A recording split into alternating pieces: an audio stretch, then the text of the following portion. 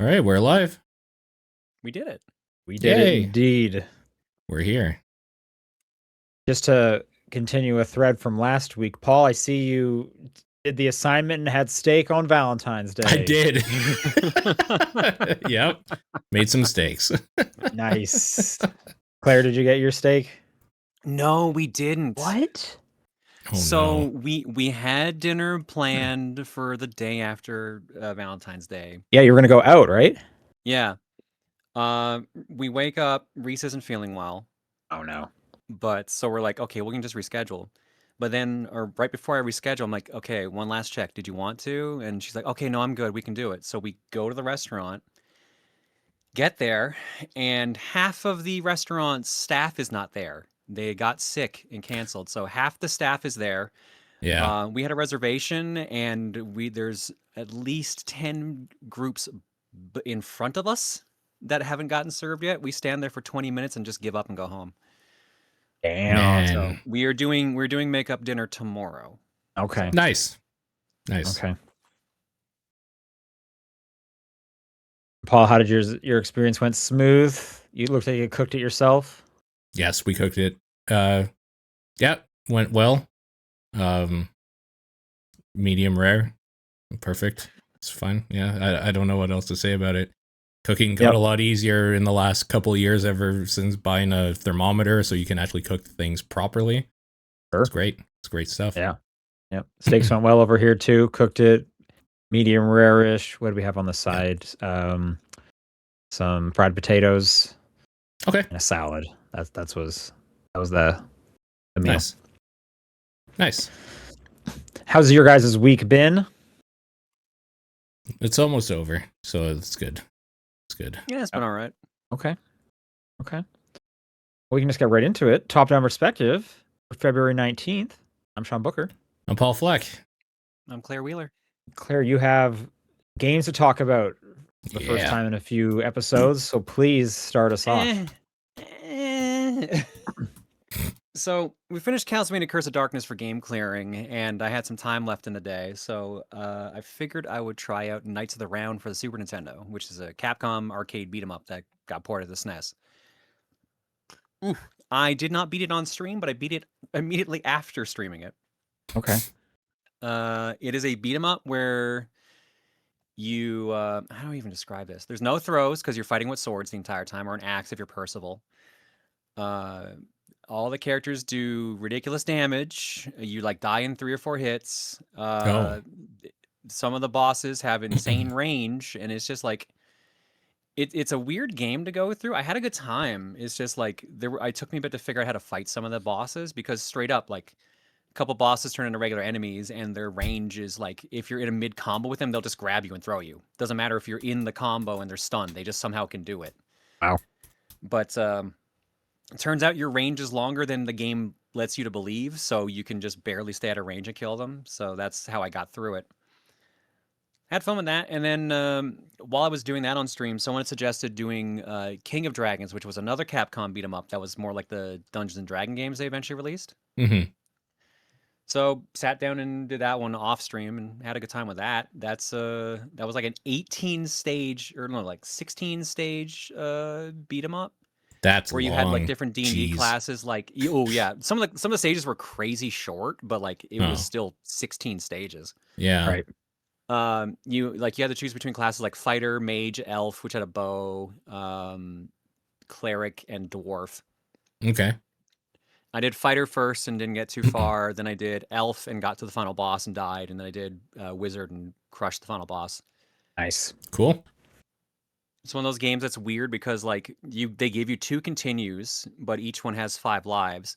But you can just find hidden continues in the game, and you get obviously it just gives you an extra 5 lives as a result. Sure, that's cool. So I just had to find a bunch of those and then got through it no problem. I would assume it would be difficult to beat as the cleric if you were by yourself. I don't know, because like the cleric is not like a white mage where they're like soft and squishy. Like it's like a cleric walking around with a mace and D&D cleric is actually what people think paladins are. Yeah, exactly. Yeah. It's basically a paladin. Yeah. Got it. But yeah, that's basically all I've been playing other than my idle games and stuff. Still I saw on I Still saw on going? your. Oh my god. Third try. Go ahead. Third Go try. ahead, Paul. No, I was gonna ask how far in that one. I can't remember the name of it now. The one, Melbourne? you know. Yes, that one. The one. How many hours are we at? Just hour check. Hang on, give me a second. I was actually gonna go boot it up because I had it off earlier. Because I need something to play. Look, I gotta play I games get while it. I'm on the podcast. I get it. Melvor, I'm currently at. This is gonna be gross. 296.8 hours. That's not as bad as I thought, to be honest, but that's still high. Damn. If it makes you feel better, one of my friends got into the game because of me like 2 weeks ago, and somehow they have more time, almost more time than me on it already. They're at 282.8. Wow. Gross. It's wild. I assume he just like leaves it running overnight or something when you don't really have to, but yeah. Gotcha. I saw on your Switch profile you started playing 13 Sentinels. That was for stream yesterday. Okay, I would have to assume that would not stream very well as it's a visual novel. It's interesting, and like obviously the combat sections still kind of work all right. And to be fair, it's a game where like there's so much like spoken dialogue. You can just kind of chill and just analyze the story and stuff like that. Okay. And I couldn't remember how soon you get into one of the combat sections, but my file is 3.5 hours in, and I am just about free of the tutorial. Right. Yeah, I mean it's a long game for sure. Sounds It's right. a big visual novel, but yeah. All right. It's a good game though. It is a great game, absolutely. A good appreciation for sandwiches in that game, which I can respect. Yeah. Very true. Okay, Paul, you're still playing Mega Man. They made more of them, I understand. They made a lot of them to various degrees of quality. Like good Mega Man 5 on Game Boy. That is a good game. That's Told you. That is not as good as the NES games, obviously, because of the hardware limitations, but like it's on par, like the way they created the levels and stuff. Like it's cool. It's a cool game. It still has bullshit in it because every single Mega Man does. So that's fine. It is what it is. That final boss is pretty cool though. I gotta say, pretty sick. Pretty cool final boss. And it's not Wily, which is what makes it that game again. Yeah. Yeah, that's a cool game. What's not a cool game is Mega Man 7. That might be the worst piece of shit ever created. Is that one also Game Boy? That is Super Nintendo. That was Super Nintendo. Oh, okay. Did you play? Did you play 6? I don't remember. On NES, yeah. Oh, okay. All right. Yep. Mega Man 7. I realized what the problem I have with it is. It's that the Mega Buster and the Charge Shot were way too good for too long, and they went the opposite way where everything fucking sucks in that game unless it's like, unless something has a weakness to it, like one of the abilities that you get from the other Robot Masters. Everything else is terrible. Even your Charge Shot basically does like what a normal shot probably should. Your normal shot's useless in that game, and that feels really bad. Some of the platforming is bad. And that final Wily boss is easily like one of the worst things I've ever played in my life. That fight is fucking terrible. Holy shit. Yep.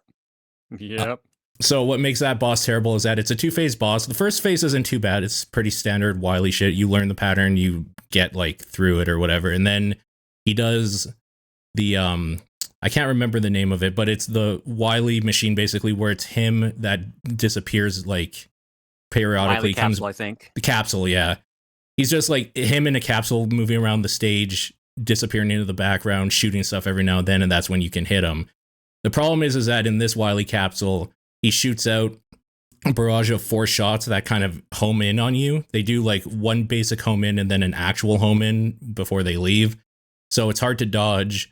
And he can fire one of 3 shots. One is like an electrical shot, which just does a bunch of damage, and that's fine. Because the next one in like quality, I guess, or lack thereof, is an ice shot, which freezes you so that he can do this like big electrical shock on you that does a shit ton of damage to you. But that's even not as bad as if he hits you with fire, which literally just stuns you for 5 seconds and does continuous fucking damage to you. Like, it's awful. What a fucking bad fight. I rage quit that game last night and beat it today before stream. Before I was gonna say our you show. had to at least beat it. You're at Wiley. Yeah. And then it does a thing too where when you game over, you got to do all the refights again because you had to do all the refights before the Wily fight. Oh my god, I forgot that. Oh. But nice.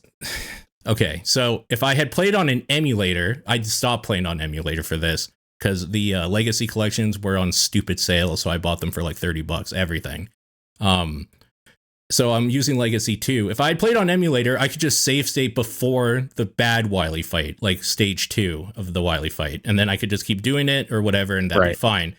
Yeah. The Legacy collection kind of has like a checkpointing save state system. However, it save states to the beginning of the Wily fight just in general. So you still have to do the phase 1 each time, which is fine. At least like that's something, but this is a one time that I kind of wish I had done the emulator so I could have just kept practicing the fight that sucks ass and not having to do the fight before it that takes forever to get through. Everything in that game is just a drag. And it sucks because it looks cool. The music's okay. Some of the Robot Master designs are kind of neat and inspired. There's a Ghosts and Goblins Easter egg on Shade Man stage, which is sick. Like, there's stuff about that game that's good, but it's all just like tarred by garbage. It's just shitty. It's just a shitty game and I hate it. Yeah, that's so. Mega Is this Man, the though. worst Mega Man? I still think Mega Man 1 on the Game Boy might be the worst game I've ever played. That one's definitely a front runner for sure. Yeah, I'm mad at Mega Man 7, but Mega Man 1 on Game Boy might legitimately just be one of the worst games I've ever played. That's like a product that was sold or whatever in stores. How many do you have left? So on this quest? Mega Man and Base, which is the one that I'm actually thinking I might skip because really? I think that game is going to I don't think I can actually play it on Twitch because I'm pretty sure it's against TOS for self-harm. And I think that game everything I remember from that game is bad. So wow, I don't love know. Rockman and Forte. Damn. Yeah, like maybe I just don't collect all the discs, the CDs. Maybe that would be okay then if I don't do that. Yeah, don't bother with that. That's just for like profiles. That shit don't matter. But you know that it does because it's in the game. That's the problem. Like, yes, it doesn't matter if you want to do that. It doesn't matter, but it does. I don't know. Okay. But I need to do 8, 9, 10, and 11, basically, are the mainline ones, and Mega Man and Base. Okay. Is the Game Boy ones done? Like, they didn't keep doing this? Okay. Yeah. Well, technically, Mega Man and Base is a Game Boy game, but not like the original Game Boy. Those are all done.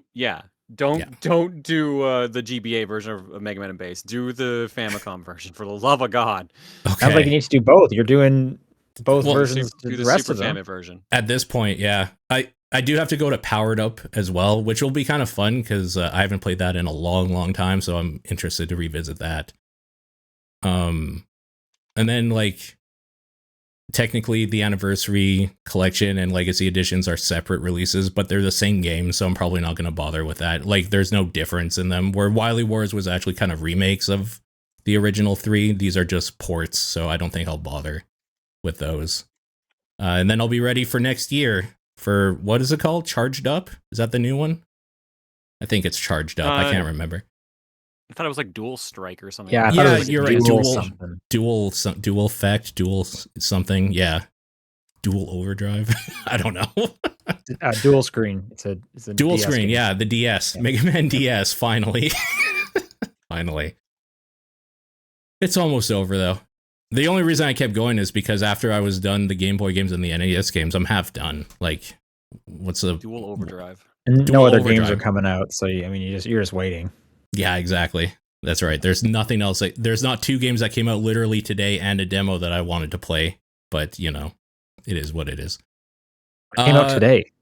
Today, Love Eternal, that clone thing, and Neva Prologue came out today too. I was wondering if you're going to say that. I did play that, but I haven't finished it, and I understand it's quite short, so I'll probably just talk about it when I'm done next week. We'll probably talk about it next week, yeah, because I'll play it at some point this weekend as well. I understand that's like an hour long, by the way. Really? Yeah, I mean it's a $3 DLC, so I Yeah. understand it's like an hour long. Yeah, that's unfortunately shorter than I thought, but okay, that's fine.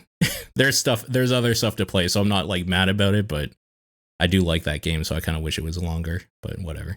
True. Other than that, we talked a bit about how they released a new class for Diablo 2, that 26-year-old game, and I've been playing a bunch of that because that class is real fun and feels like it belongs in that game. Very cool. Nice. Wow, actually, I figured they would have kind of biffed it on that. No, it's really good. It's very good. I have another friend who's like a super Diablo head, and she's loving this new class and everything. Yeah. Yeah, it's been super fun. The only problem I have with it is that Diablo 2, it's not super easy to just respec anytime you want, and I want to try a bunch of different things out with it, with that new class. And like that's kind of disappointing because I wish I could just jump in, respec, try something completely different, try like summoning more stuff or something. Right now I'm kind of going with like a cleave build, and that's. Well, did they bring in the new class to like all of the Diablo? Like no, just Diablos, remastered. kinda? Oh, I thought they had updated 4, 2, and even like they are, but they're not out yet. The Warlock is coming to 4 and Immortal as well. Immortal, that's what I was trying to remember. Yes. Yeah.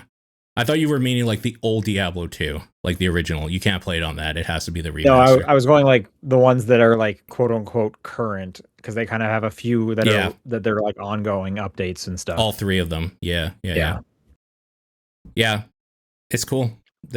I'm as surprised as anybody else. It's very cool. So I'm having a lot of fun with that. That game's awesome. Nice.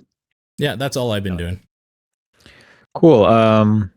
I touched on it briefly last week, but I've now put a significant amount of time into Cairn, and I want to talk about that. You ever have like a moment where you're bouncing from like game to game, just kind of looking for like like you're looking for that round peg to fit in the round hole every week? Yep.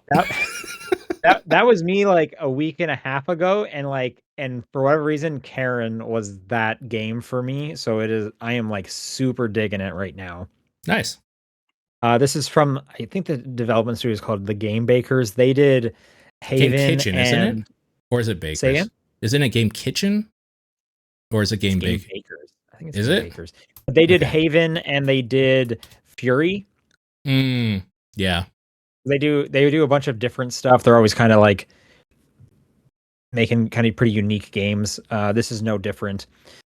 Cairn is a survival climbing game, very light on the survival part. There is like hunger, cold, and thirst mechanics, but I mean, you're not really. There's like light crafting in the cooking. That stuff's pretty easy you can't ignore it, but you don't have to spend a huge chunk of time with that. The primary gameplay is the rock climbing, and you do have full control over each of her 4 limbs. But the game by default will kind of just select which limb you should probably be using next based on where her weight is. And they say like, hey, if you hit right bumper, you can do individual limb control, but we don't really recommend this. And I haven't really got to a part where I've like wanted to take over. I'm just letting it do its thing. But you're basically climbing up a giant ass mountain, finding little kind of secrets and different caves, and there's some small narrative beats along the way. That stuff I'm really enjoying because the climbing is fun. It's difficult. There's like enough complexity to it, but I'm also liking just the light bit of narrative. She clearly has like a partner back home and like a manager, and the one kind of sci-fi element is you have this like robot that follows you around that will like retrieve stuff for you. I think they're called pitons, are where you like hook into the rock. So when you finish like a chunk of the wall, you can get your robot to pick up some of the pitons. And sometimes they'll break, sometimes they'll be fine. You only have a certain number of them, but you do find like leftover junk from other climbers, and you can kind of use like their food, their pitons and stuff like that. Any items you do use, you can compost into this magic robot, and it'll make chalk for you to chalk up your hands so your grip is better. But for the most part, you're just kind of like looking at these like rock walls and trying to be like, hey, this one has like a bunch of cracks and stuff in it, so there's probably a lot of good handholds. Because if it's just flat, you're gonna have a pretty hard time going up there. And you come across maps, and it has a really cool thing where if you hit left bumper on the controller, it'll kind of zoom out, and you can kind of look at a big chunk of the wall you're about to climb to kind of pick like, hey, what route do I want to do? If you found a map for that area, it'll like paste the map onto the mountain and like highlight hard and easy routes if that was what the map was about. Some of the maps are like, hey, I hid an item over here, and it'll post it kind of where the general areas and stuff like that. So you kind of get this really cool kind of 3D render of the map being pasted onto the mountain. It's just cool. You come across like ancient civilization. People like lived in this mountain.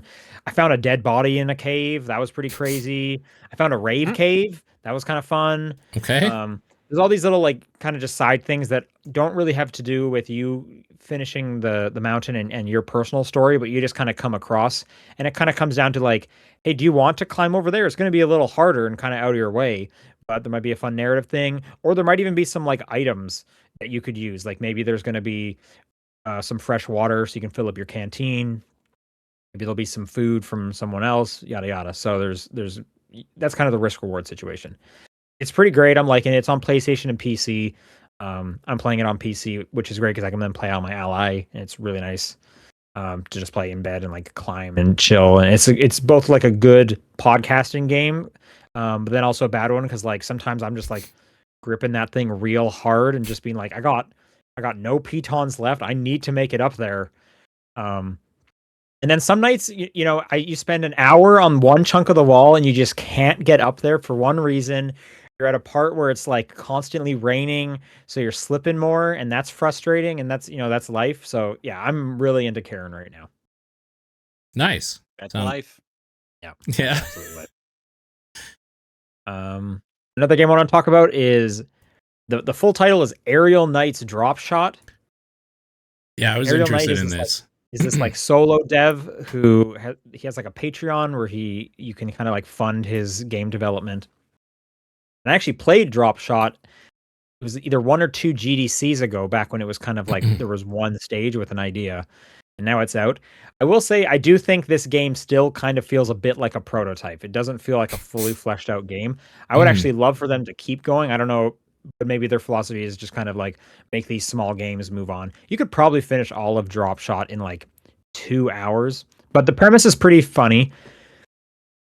You were bitten by a radioactive dragon as a kid, so now you can finger gun shoot, but you actually shoot bullets out of your finger guns. Sure. And you're on like a quest to you're like hunting down eggs, like dragon eggs or something like that. Of course, yeah.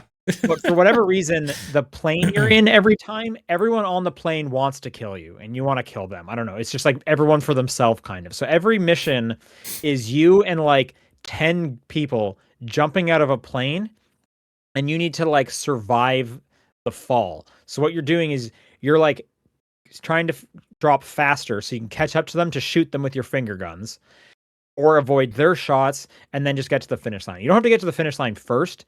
You just have to like not be dead when you get to the finish line. So you don't have to kill every single one of them, but you will. There's like a score multiplier thing where you'll get ranked higher if you've killed everyone and stuff like that. Then there's stuff like there's like coins you can pick up, which kind of raise your score, and they don't seem to really do anything. The score doesn't really matter. If you shoot every enemy, you'll get like S triple plus. So that's why I feel it's like it doesn't seem like totally finished. I will say the music's awesome though. It's just like this rockin' soundtrack the whole time. And then there's every 5 stages is a boss stage, which could be like you're falling and shooting a dragon, and it's like blasting fireballs at you. So sometimes they drop a tank, so you're falling alongside a tank. That's pretty cool. What were some of the other ones? Oh, there's this one boss mode that it's just you are racing this dude, and they don't even really introduce this guy enough, which kind of again feels like they could flesh out this game more. But apparently he's your rival. You only kind of see this in like kind of some subtext, but it's just who can get to the egg faster. So you're trying to drop as fast as you can and hit every slipstream to go faster and stuff, and you're not shooting at all. Anyways, I think it's like a pretty fun idea that I would love to see fleshed out even further. But there is, how many stages are in there? There's got to be like 50 stages, and each one probably takes, I don't know, 45 seconds or something. And Oh, geez. you can try and do better each time. And some of them are hard. Like, a lot of those boss stages, there was one where I had to fight both a tank and a dragon at the same time. And you have 2 health. If you get hit twice, you're dead. There's also like land masses that you need to get out of the way. There's lasers in the sky for some reason, so you can't hit that either. So it's not like super easy. But it's a fun kind of weird little game on Game Pass. Yeah. I would recommend checking it out. Yeah, it looked cool. The last thing I wanted to talk about is that I went to the Nintendo store in San Francisco for the first time today because Nintendo invited me out there. So Nintendo announced this My Mario series of children's toys. These are like very young children's toys. Okay. So, yeah. They said, you want to come check them out? And I was like, sure, why not? So we go to the store and they're like play sets, and which is pretty cool. I don't know if it's like, they kind of advertise a bit like, some of these sets would be like cool for adult collectors. Ian, I don't know about that. These seem like really young kid play sets. And I think if you are like an adult collector, you might be better served with the Lego sets, because then at least there's a bit more like you get to kind of build them, and there's that aspect of it. But I mean, from afar, they looked like kind of cool Mario levels. Got Bowser's like airship and stuff in there too. And then they released like some claymation stop motion videos, which were kind of fun to watch. So I enjoyed watching those for sure. Absolutely. A lot of the other people that were there brought their kids, and the kids were playing around. One kid kept putting the thing in his mouth, which was kind of gross, but I mean, kids do that. Kids do. Yeah, these are really, these are for like really young kids. There's also an app where you can like stretch Mario's face, Mario 64 style. It was kind of humorous though. So that they have like clothes, they have play sets, they have just like toys. They gave us like a goodie bag. A lot of these press events they have like a little take home goodie bag thing. So I got some toddler toys. Nice. Okay. Which this might surprise you. I don't have kids, but wild. I'll give it to like a friend of mine who has kids. But yeah, they gave me a Mario stuffy. Okay. Aww. Yeah, that's nice. That's cute. A literal rattle.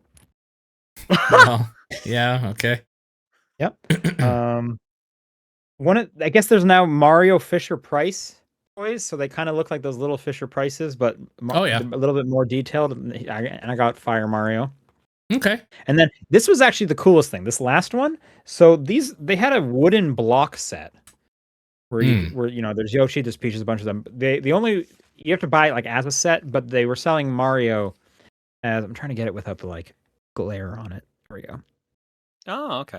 Yeah, nice. They only sell Mario separately, but the cool thing about this one that I was told is it's also an amiibo. Oh, yeah. Really? Wow. Okay. This is probably the one I'm gonna keep. Like, I'll give the rattle and stuff away to like an actual toddler who will get some use out of this, but I think I'll keep this one because it's an amiibo. And I don't know, put it on my Switch when I play a Mario game next. So that was kind of cool. I think they have the designs was cool, but like I said, this is just for kids, young kids. But that's the My Mario thing I got to go check out at the Nintendo store. First time I had been to the San Francisco Nintendo store. What'd you think? Was it just the store? It is just a store. I think it's also smaller than the New York one. So that's wild because the New York one I wouldn't say is all that huge. Well, I mean, they're both 2 stories. The New York one has like a cool statue as you're like going up the stairs. Yeah, I don't the think Bowser one. Yeah, I don't believe the San Francisco one had that. So I guess if you're somehow in a scenario where you're picking between the 2 stores to go to, which is just a weird concept, I would recommend the New York one. But then you can't get any of the merch that says like Nintendo San Francisco because they got the exclusive San Francisco branded merch. So right. All right, that's what I've been playing. Let's do some news. Nothing happened. This first one. Right. What's up? Never. Nothing happened, right? There wasn't some major story that happened today or anything like that. Yeah, we'll get there. We'll cover it all the warts and everything. This first one comes from a report from Bloomberg, where they are hearing that due to the ongoing like RAM shortage, Sony is looking at pushing back the PS6 to 2028 or even 2029. Good. Yeah. It is good. I mean, it's good for consumers. Mm-hmm. But I can't imagine, like, they make decisions for this hardware years out. So I can't imagine that's an easy decision to make. Yeah. But I still feel like I barely use my PS5. I have a bunch of games for it, but I feel like I'm barely using it compared to anything else. I keep hearing the PS5 has no games. Well, I can guarantee that is not the case, but Yeah, no, I don't agree with that. I'm just saying, like, that's just what the internet says. The rumors were it was supposed to be 2027 ideally, is what a bunch of the companies are going for, but I feel like I'm hearing a new headline each week talking about this whole like category of electronics is like done for the year because RAM has just been soaked up by AI. apparently hard drives are also the next current thing to be affected. Awesome. Great. Yeah. So great. It was a good thing you got a new PC, Paul. No kidding. Yep. Yeah. I needed one. I was planning on getting one this year, so yeah. It's not gonna good luck, I guess. Yeah. I guess we'll see. Like I said, you know, from what I understand, it takes like 4 years from the start of coming out with a console to like launching it. And if they were aiming for 2027, if they choose to push it back just to wait for the RAM, they're now going to be a year, 2 years behind in terms of like hardware. But I mean, I guess if everyone else in the industry is also like getting pushed back, then maybe you're still on par with the competition. I don't know. And I'm seeing games like they're starting to readjust like their minimum specs and stuff like that. It's just like it seems like the industry is starting to adjust accordingly. Yeah, what was that one? Like Lego Batman or something like this? Yeah, that sounds right. Yeah, I did see that headline. Speaking of RAM shortages, I think it was like over the holidays or late last year, the LCD model of the Steam Deck had been discontinued. Mm-hmm. Yeah. All of a sudden, this last week, the OLED is now out of stock. It's going to be intermittently out of stock because once again, it is getting harder to manufacture them with this RAM shortage. It's pretty crazy. So you can't get a Steam Deck right now. I think if you're like, I think everyone's kind of looking at Nintendo. There's got to be a price hike coming like any week now. There's a lot of rumor and speculation on that I've seen. They're the only ones who haven't done it, and I'm sure it was hurting them, but they were trying to sell as many as possible to get all the like record-breaking numbers. But my recommendation is if you're even thinking of a Switch 2, like get one right now, or you're paying like at least $50 more a month from now. I would be shocked if you aren't.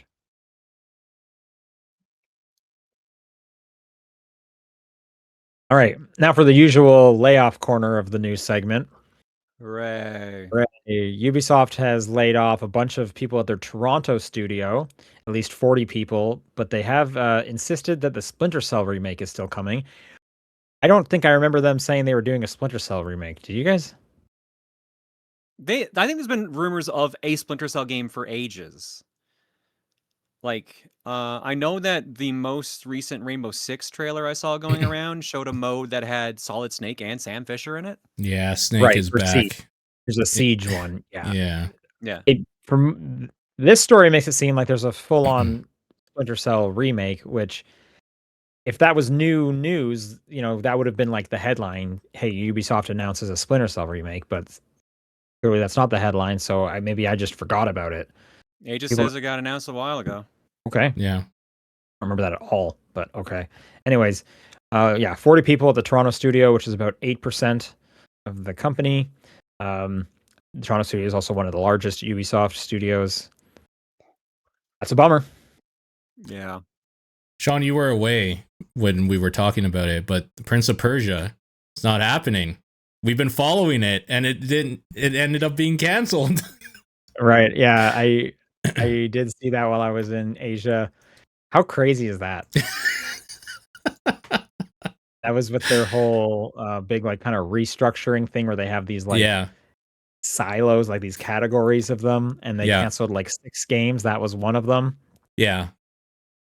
I need to know, like, what was it about first Prince of Persia game. Yeah. That made it unremakeable. It was just a remaster, wasn't it? Yeah, I think Originally, so. then I think it started scaling up, and it probably had like a bunch of creep in it, project creep. Probably, yeah. Like, I don't even like. I totally don't understand unless they were like making a whole new thing. Like this time, it's like an open world or something. Because like that was a pretty like. There is one direction to go. There are not split paths. You're gonna run across this wall, and you're gonna jungle gym your way up to the top of the room, onto the next one. Crazy. All right, the big story from today is that Sony, or I guess PlayStation, is shutting down Bluepoint Games. You'll remember them as they did a lot of kind of remakes for the PlayStation 6, including Demon Souls and Shadow of the Colossus. What's crazy is, so they got picked up a year after the Demon Souls remake came out. And since then, never shipped a game. Yeah. They were working on I guess they helped with God of War Ragnarok a bit, and then they were tasked with doing a live service God of War game. They got canceled. What would that even have been? I don't know. That got canceled last January 2025, and I guess they spent the last year trying to pitch and come up with a new direction, and it just didn't work out, and PlayStation is closing the studio. It's about 70 people. Hearts go out to them, but that's crazy. Yeah, Claire, I don't know what a live service God of War game is. Maybe that's why it got canceled. Maybe that's probably why it got canceled. I mean, that was during PlayStation's big, like, we need like 12 live service games, and then slowly we're seeing like each one of them got canceled or cut or whatever. I mean, the Horizon one is still happening. That's the next thing from Guerrilla. That was announced a couple weeks ago. So maybe it was something like that. I really don't know. I have no idea what a live service God of War game is. But that's a bummer for Bluepoint, because people seemed pretty like positive on those on the remakes they're doing. Remakes also just seem like kind of like a real easy lift, unless it's Prince of Persia, I guess. Yeah. It seems like, built-in fan base, not even just for the IP, but for the game itself. Like, we know people like these games. Let's just remake that game. And they were doing good work. People said good things about both Shadow of Colossus and the Demon Souls remake. That was one of like the PS5's like only launch games, was that Demon Souls remake, I remember. Yeah. Exclusives. Yep. So yeah, huge bummer for them. All right, last story here is that Slay the Spire 2 has an early access release date. Okay. Oh, I know you're excited, right? I mean, I think it looks bad, like aesthetically. I don't like how it looks at all, but I mean, it's that game again, so sure. Doesn't it look just like the first one? What are you talking about? No, it has bad 3D. Oh, okay. I'm kind of just scrubbing through it now. Most of this trailer is just like an anime, a cutscene. That cutscene is sick. That's awesome. That part is great. I mean, I'm sure it's going to have good deck building, and that's the main point. Yeah, right. Surely. So, March 5th is their early access date. The king of roguelike deck builders is back, hopefully. Well, there you go. Nice. Yeah. Get excited. Got 1 month. Yeah. All right, that's going to do it for news. So now it's going to be time for video game crimes. Oh, here we go. Right. I forgot. This is our new reoccurring segment. We need a siren or something. Oh my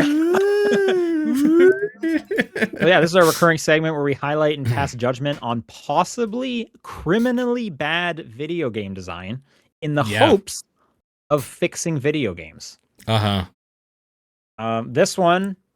This week, we're going to talk about not being able to pause the game. Oh my God. Yes, crime, 100%. So hold off. Let me. Where do we see this? We see this in FromSoft games. All of them, I think, right? Zombie U. It's a specific. There's a specific one, Zombie U, right there. I even thought about Forza Horizon. Single player mode, but it's always online, so you can't actually pause that either. Okay. So I bring it to the court. I bring it to the judges. Not being able to pause the game. Is that a crime, or is there a reason you would want that? Absolutely a crime. Absolutely crime. No no error. hesitation. No hesitation. If you are anyone who has any responsibility at all, like you have a pet or you have a kid or a significant other, you need to be able to pause the fucking game. If you're someone that needs to use the bathroom from time to time, yeah, that's the one for me. That's like, holy shit, can I get somewhere safe? Oh my god. Well, let me pitch you this. Yeah, the PlayStation Portal. Bring it to the bathroom with you.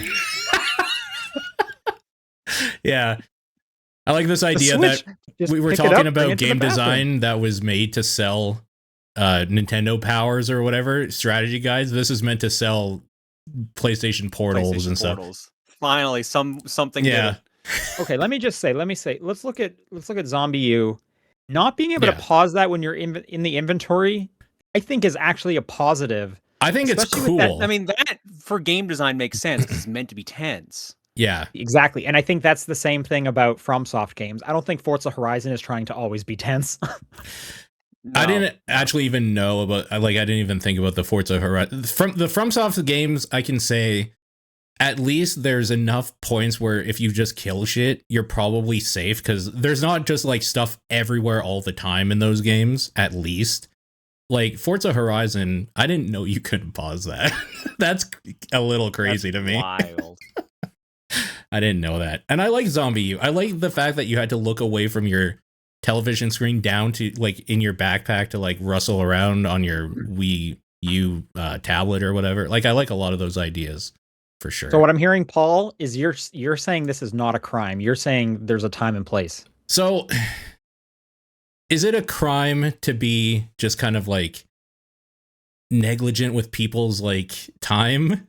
I don't know. Maybe not. I don't know. Like, I don't know. As somebody who wants to be able to use the bathroom whenever he needs to, it's hard to really go too far against the ability to pause.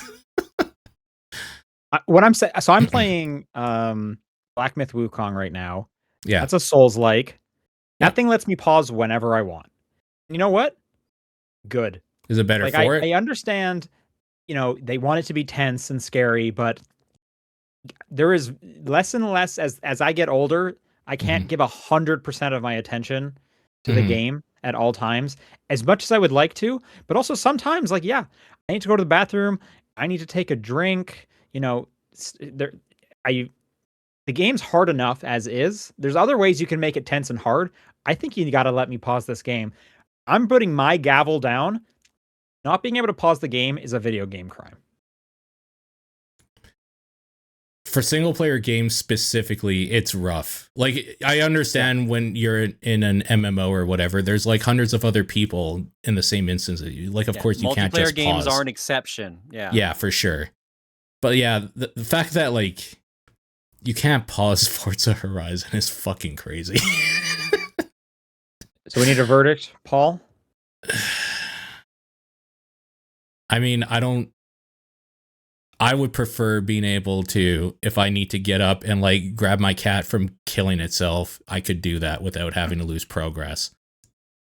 So I think even though I think there is a place for it, I think it's a crime to not take me as your consumer in your like mind when you're designing your game and allowing me to play at my own will. So yeah, I'd probably say it's a crime. Claire, I know you said at the top, but just for confirming, I call it a crime. All right. Obviously, multiplayer games are an exception, but like single player games have no excuse. Also, it can be kind of cool specifically sometimes. in the game design. Yeah, sure. If you would like to send in a video game crime or a question as we move into that segment, topdownperspective@gmail.com, at TDP Podcast on Blue Sky, the Discord channel, or Claire's P.O. Box. Remember, if you're sending in a video crime, you need to mention which game it comes from. You can't just tell us something you dislike that you're thinking of. All right, so let's move into questions. I'll read this first one from Suku. What's the first game that comes to mind if I mention Gen Z? Same goes for Millennial, Gen X, and Boomer. Oh, Doom for Boomer. Boomer's Pong. Boomer's Pong. Okay. Yeah, that makes sense. Yeah. I guess I do think Doom just because Boomer Shooter is now. I would That's the have only thought reason. millennial for Doom, honestly, but Gen X for me, like if we're going based on that, Gen X is probably Doom, but Boomer Shooter is what I think of, so that's why I associate it. That's the only reason. Yeah. I can't wait. Which one? Which one is Gen X? Our parents. Yeah. Okay, and then Boomer's older. Boomer would be their parents. Yeah. Or even later, maybe. That's okay. So there's like there's no games. Baby boomers are babies that were born after World War II, basically. Cup and ball. Okay. Yeah. Exactly. Yeah. So I'm now thinking like hoop and stick. Hoop and stick. That's what I was about to stick. Yeah. Hoop and stick. Just throwing rocks at a dumpster. For some reason, millennial in my mind is Day of the Tentacle, and I don't really know why. That's the first thing that just pops in my mind. I would have said Mario 64 or something like that. Sure. Mario 64, like that's a Final good one. Fantasy 7, like some like big like from that era. I saw the Discord mention this one, which I thought was pretty accurate for millennial, is like Minecraft. See, in my mind, Minecraft is Gen Z. Yeah. Even though I bought the first iteration of Minecraft for like $10 off his site. So like I get it. It probably is millennial. Yeah. Well, again, I don't fully know. Is Roblox not Gen Z, or is that too young? Is that like Gen Alpha? Roblox should be Gen Alpha. Yeah. What is the Gen Alpha? So maybe Gen Fortnite? Gen Alpha would be is 2010 to 2024. Yeah. So they would be like at most 16. Okay, I could see Roblox being Gen Alpha. Yeah. Yeah. And then do you put Fortnite also in millennial or Gen Z? I feel like it kind of goes along with. I feel like it kind of goes along with Minecraft. Yeah. Yeah, I associate Minecraft with millennial and Fortnite with Gen Z, but it might actually be alpha now that you're saying the dates. So. Yeah, maybe. Yeah, there you go. Yeah. And then it's beta after that, right? Yeah. So what is it? What's the years for Gen Z, like the time period? Just so I'm clear in my head. It's like 2002 to 10 or something like that. So Gen Z is 97 to 2012 is when they were born. Oh wow. Okay. 97. I thought that was still millennial, but this is okay. No, like millennial is like 83 to 96 or 97. I guess 97 or something. Yeah. Oh, okay. So well, I know I'm like a year or two off of not being a millennial, so. Oh, yeah. I see. Okay. Yeah. Yeah. All right. So so like a Gen Z at most would be like 28 as the oldest right now. Fair. Yeah. I associate with that time period Halo, just because I feel a lot of kids talk about Halo all the time. Yeah. I don't think kids are talking about Halo these days. No, because they're not kids anymore. Days, no. They're 28 and 30. I think people. They remember like their college days. I think Halo is millennial. That's when it was like biggest. Is like when like we were like Halo 2 dropped when I just started like the first or second year of university. So I was gonna say like we were 20s or whatever around then. So yeah. I think Halo is definitely millennial. I think that's a great answer for millennial. Actually, is Halo. Then again, Mario 64, Final Fantasy 7, they're all kind of around the same era. Yeah, there's a lot of them. What would Gen Z be then? Like in my mind, it's Fortnite, but that's like time period is not right. But Gen Z is anyone younger than me, basically. So because I don't go with this Gen Alpha bullshit. I think it's Fortnite and Minecraft.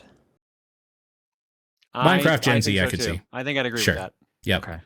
Yeah. Okay. And then Alpha would be like Roblox. Yeah. Yeah.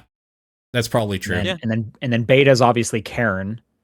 Well, no, it's probably like Subway Surfers and like a bunch of those. Who's games, gonna say Subway Surfers? Yeah, probably actually though. I think that's also Gen Z. Subway Surfers, they might be Angry Birds. Was that around that time? I think that's millennial. That's millennial. Yeah, that might be millennial. That was like us as teens, early 20 was like Angry Birds, right? It might be Elder Scroll Blades. That mobile game that everybody remembers. It might be the N-Gage. The N-Gage. There you go. The N-Gage. Yeah. Might be Spider-Man for the N gauge. All right, Phantom Aegis writes, ahoy TDP crew, what are the 3 to 4 albums that best represent TDP? Oh my god. So we're thinking like music albums, right? This is I think Anamanaguchi has to be one of them, probably. Yeah, Scott Pilgrim soundtrack, maybe. Yeah, okay, sure. I was actually going to say the one before that. Yeah, I don't remember the names of them. Endless Fantasy? I think Endless Fantasy. That one Endless was Fantasy huge. is great. That's a great one, yeah. Yeah. How do you feel about Daft Punk's Random Access Memories? Sure. It's all right. Yeah, it's okay. Got some good tracks to it. Yep. If Nathan was here, it would have to be Cross from Justice. Justice, yeah. Yeah. I think we're just almost listing favorite albums at this point. Well, yeah. Well, this wouldn't be one of mine, but I just feel like in terms of like the amount of error we've given it, I feel like there has to be a Weird Al album on this. Yeah. Yeah, sure. Which one? Running with Scissors. Sure. There you go. Okay. Yeah, okay. Sure. Why not? Just because Albuquerque? Yeah. That's come up many times, so. I think what other albums we brought up. Or other bands in general. I feel like Paul brings up Tool often. Or Nine Inch Nails, maybe? I love Tool, but I wouldn't say I bring Tool up ever, in fact. I feel like every second episode, you won't shut up about Tool. I probably have brought up Nine Inch Nails many times in the past 20 years or whatever we've been doing. That's probably been a thing. How old is the podcast? Have you and I made reference to like My Chemical Romance or any of that? Because I know we both like that sort of thing. I mean, Three Cheers is my favorite album. Three Cheers is a great album. It's one of the best. I don't know how often it comes up. Yeah, it doesn't come up. Maybe ever. That's one. So maybe there's the 4 then. Okay, sure. There you go. Yeah, I'm good with that. All right. And last but not least, Rasterman says, how many movies do you think Sonic will have? Do you think they'll end up being more than Fast and Furious? Remember that the 4th one is in the works. Right, there was a new story. There's no way it reaches Fast and Furious numbers, because they're at what, like 11, 12 if you count the spinoffs? Do we count the spinoffs of Sonic that eventually probably happen? Ooh, that's interesting. Kristen Bell just got announced as Amy. So they're at 4. I don't see it happening because I feel like Sonic is focused. It's too much of like a kid's franchise, so you just won't get the mass appeal. Whereas like anyone can kind of watch a Fast and Furious movie. Sure. I think they're eventually going to lose the appeal, or they're going to lose Jim Carrey, which is also going to dampen the appeal. So like, I think they make it to 5 or 6. Well, okay, spoilers for 3. I don't think Jim Carrey's in the show anymore, but I mean, or in the movies franchise anymore. But I think at some point they lose all the cast, and they're like direct to DVD or direct to streaming movies as they keep going. I don't think they hit as many as Fast and Furious. No, I don't think so either. There's a lot of those, so I don't think they hit that. Yeah, you're right. I think there's 10, and then there's Hobbs and Shaw. Is that it? Yeah. Is there 11 then? Is there another offshoot that I'm forgetting about? I think there's another one, wasn't there? Hold on. I thought there was supposed to be a second one. I don't remember it actually happened. Yeah, I mean, there wasn't a second Hobbs and Shaw. I think that one did really bad, actually. Yeah, there wasn't a second. Okay, so there's 11 of those. So yeah, Sonic has a long way to go. I mean, it has the Knuckles show. Yeah, but I heard that wasn't really liked that much. I'm not surprised. Like I heard Knuckles was barely in it. That would make sense to me. I got to keep that cost down. But even if you okay, let's take the show and make it the equivalent of I don't know, 2 movies. It's longer than 2 movies, but just to try and even it out, you're still only halfway through Fast and Furious. I don't think it's gonna happen. No, I don't think so. All right. That's going to do it for questions. Again, if you want to send in questions for next week, topdownperspective@gmail.com, at TDP Podcast on Blue Sky, the Discord channel, or Claire's P.O. Box. What is your game of the week? Diablo 2. Knights the round. Mine is this Star Rattle. Nice. Mine's Cairn. Hell yeah. All right. Thanks everyone for listening, and we'll see you next week. Bye. Bye, everybody.